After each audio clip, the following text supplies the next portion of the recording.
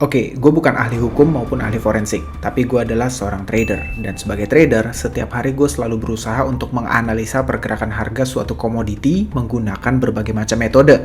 Dengan harapan gue bisa menghasilkan profit sekaligus ngejaga resiko, supaya kalaupun analisa gue salah nih, minimal gue nggak akan nyaris ya. Nah, salah satu metode yang biasa gue gunakan adalah analisa teknikal. Tapi jangan kalian pikir analisa teknikal ini tuh sekedar ilmu untuk narik-narik garis dan hafal pattern yang resultnya juga belum pasti. Lebih dari itu, analisa teknikal sebetulnya mampu untuk membaca human psychology. Karena pada dasarnya, para pelaku pasar ini kan manusia yang cenderung bergerak dengan emosinya. Sehingga trader yang sudah berpengalaman akan mampu untuk membaca emosi market sehingga dia bisa menganalisa probabilitas tindakan yang akan diambil oleh para pelaku pasar sebelum hal itu terjadi.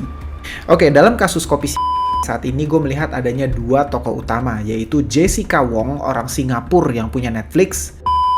Bukan, ini yang gue maksud. Jessica Wong So yang saat ini sedang berada di penjara menjalani proses hukum, dan ayah mendiang Mirna, yaitu Bapak Edi Darmawan Salihin, seorang pengusaha supplier sudah pensiun dan sekarang ini bertani cabai dan berbisnis singkong. Di tahun 2016, Pak Edi Darmawan dan tim pengacaranya sukses memenangkan persidangan, sedangkan Jessica kalah dan harus menjalani hukuman.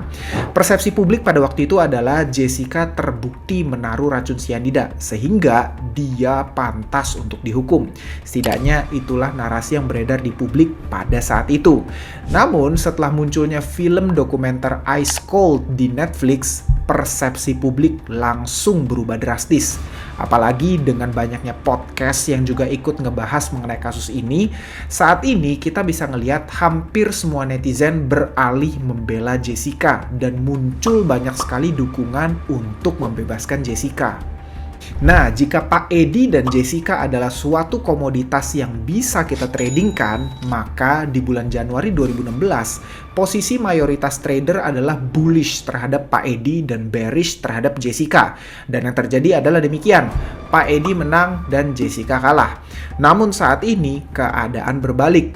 Posisi mayoritas trader saat ini adalah sangat bullish terhadap Jessica. Dengan begitu besarnya buy volume atau dukungan yang dialirkan kepada Jessica, kita bisa ngelihat saat ini Jessica sedang mengalami bullish consolidation, di mana harganya bergerak dalam suatu range yang sempit, namun terjadi slight increase di dalam volumenya. Biasanya pola ini akan diikuti oleh breakout dengan volume yang sangat tinggi sebagai konfirmasi. Sebaliknya, posisi mayoritas trader terhadap Pak Edi saat ini nampak sangat bearish, seolah semua early investor atau buyers lagi panic selling. Hal ini kita bisa lihat dengan begitu besarnya sell volume atau dukungan yang ditarik dari Pak Edi dan dialihkan ke Jessica. Apakah mungkin terjadi head and shoulders pattern terhadap Pak Edi atau double top?